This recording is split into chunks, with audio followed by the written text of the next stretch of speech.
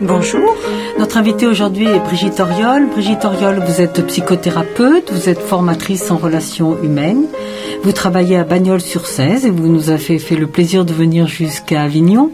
Vous avez une association, vous animez des ateliers de parents conscients, c'est-à-dire que vous avez des groupes de parole pour des parents et vous avez dû entendre beaucoup de choses sur l'éducation. Oui, là.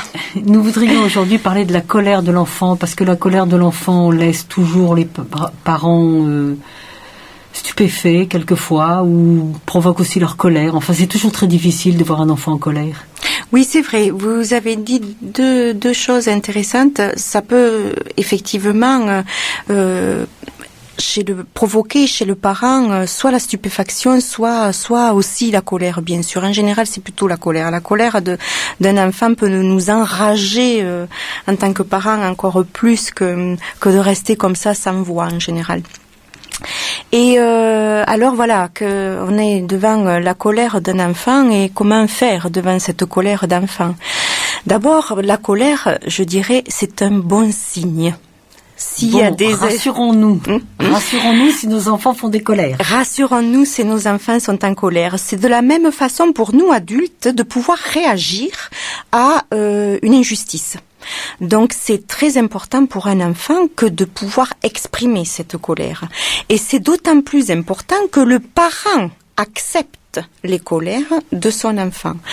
Alors, j'entends déjà beaucoup de personnes répondre « Ah là là, mais alors il faut laisser tout faire à son enfant. » Ah non, j'ai pas entendu ça. Moi, j'ai entendu que vous aviez dit que c'était une réaction à une injustice. Et c'est quelque chose de très fort et c'est quelque chose qui indigne les enfants. Je crois qu'il y a une chose que les enfants ne supportent pas, c'est qu'on soit injuste. Oui, mais les parents ne supportent pas l'indignation de leur enfant.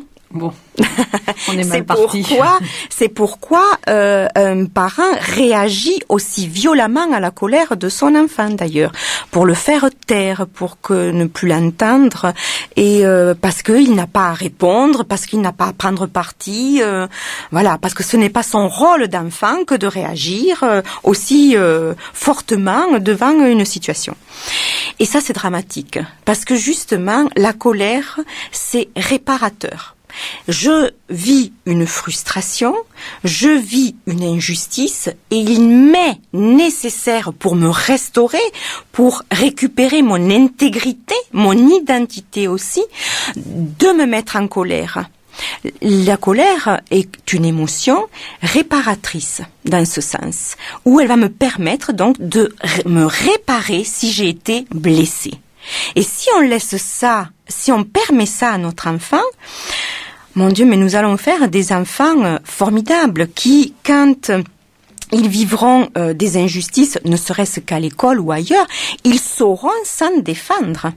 Alors, qu'est-ce qu'on peut demander à l'enfant ? Parce que la colère de l'enfant peut s'accompagner de cris, de gestes violents. On en connaît qui donnent des coups de pied partout. Est-ce que ça, il faut l'accepter aussi ? Alors, la colère se manifeste généralement au bout des extrémités du corps, les mains et les pieds. Ça, il faut le savoir. Je n'avais pas pensé, mais voyez-vous, un parent qui se met en colère, qu'est-ce qu'il fait ? Il donne une claque. Ça se fait par les mains. Un coup de pied, c'est vrai. Ou un coup de pied, d'ailleurs. Alors, quand on utilise l'extrémité de notre corps pour frapper, ce n'est plus de la colère, c'est de la violence. Il y a une différence entre la colère et la violence. La colère, donc, me permet de me restaurer, j'ai dit tout à l'heure. Oui. Donc, je vais à ce moment-là crier mon injustice. Et c'est vrai que quand on est petit, ça peut passer par des mouvements disproportionnés totalement. Je peux jusqu'à me rouler par terre quand je suis un enfant, parce que je vis là la chose la plus insupportable qu'il m'est de vivre. Et je peux pour ça me rouler par terre. Mais en général, un enfant n'a pas besoin de se rouler par terre quand depuis tout petit, il est entendu dans ses colères. Tout petit, je parle depuis même la naissance. Ça veut dire qu'il en rajoute un petit peu pour qu'on le comprenne enfin. C'est un peu ça? Oui, j'aime bien votre mot « enfin » parce que ça veut dire que jusqu'à là, il n'a pas été compris. Et quand il en arrive justement à des extrémités comme celle-là, c'est souvent que cet enfant a été abandonné, délaissé dans ses colères. Soit, fais ta crise et tu reviendras plus tard. Ça, on l'entend souvent aussi. Va dans ta chambre, tu reviendras quand tu seras calmé. Oui, eh bien ces enfants-là, souvent ensuite, ça vient crescendo, ils vont manifester des colères de plus en plus impressionnantes. Parce c'est l'accumulation des autres colères, si vous voulez, qui n'ont pas été réellement entendues.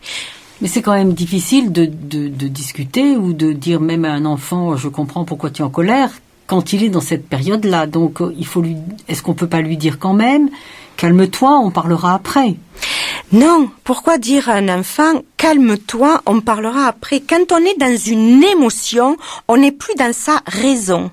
Il y a une différence entre la raison, la logique, le comprendre et je suis dans une émotion. L'émotion, ça se vit. Et quand on me coupe dans mon émotion pour aller dans la raison, à ce moment-là, plus rien ne peut se faire. Les connexions ne peuvent plus se faire à ce moment-là. Alors, qu'est-ce qu'on fait?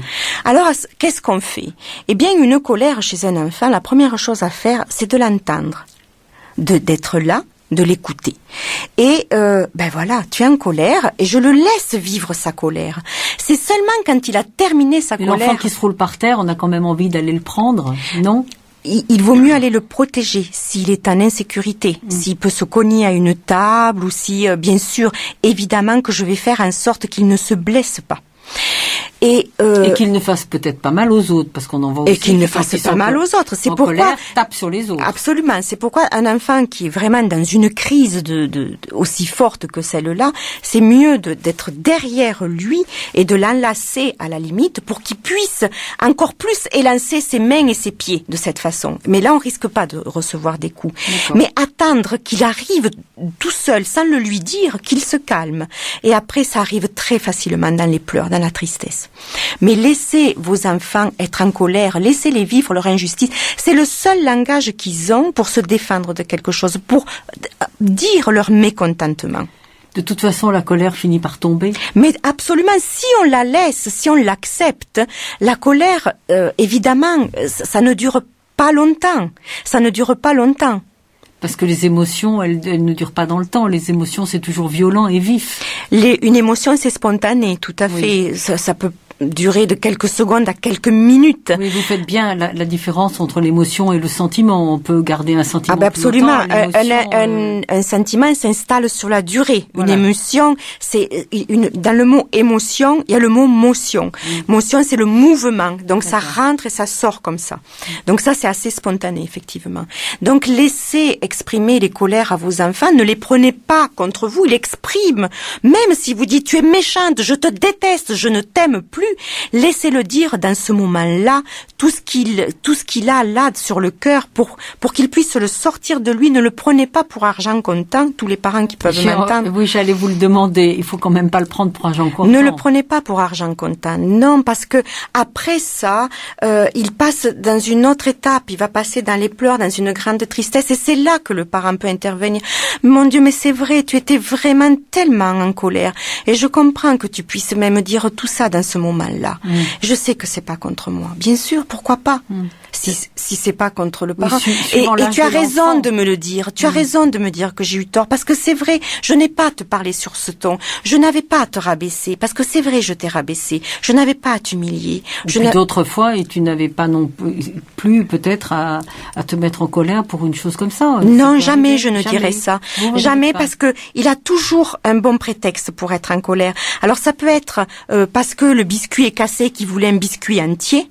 Mais en général, l'histoire du biscuit cassé comme ça cache bien d'autres colères refoulées derrière. C'est pourquoi une colère peut sembler complètement disproportionnée parce que le biscuit est cassé, mais en fait c'est un moyen pour lui d'exprimer toutes les colères qu'il a accumulées, peut-être dans la même journée à l'école, peut-être contre la maîtresse, ou peut-être contre des vieilles ardoises qu'il a contre ses parents.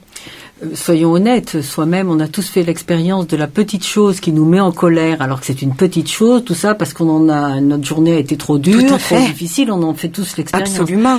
Donc, avec vous, on a envie de dire, commençons par écouter les colères de nos enfants, essayons de les comprendre et disons à nos enfants que nous avons entendu cette colère. Oui, Comme c'est ça. Les choses seront plus faciles après. Tout à fait. Mais pour ça, il faut savoir aussi entendre les notes de colère, savoir les exprimer. Et parce qu'on peut être aussi en colère contre notre enfant, bien sûr. Mais comme je vous disais, il y a différence entre colère et violence. Mais je peux très bien dire à mon enfant, je mérite pas que tu me parles comme ça. Je mérite pas que d'avoir du linge partout dans la maison, etc. Mais ça, je ne dis pas de ça, tu vaux rien ou t'as même pas jamais été foutu de ranger tes affaires. Eh bien, écoutez, on se retrouvera pour parler de nos colères vis-à-vis de nos enfants, puisqu'aujourd'hui on s'est intéressé à celle de nos enfants. Brigitte Auriol, je vous remercie. Au revoir. Au revoir.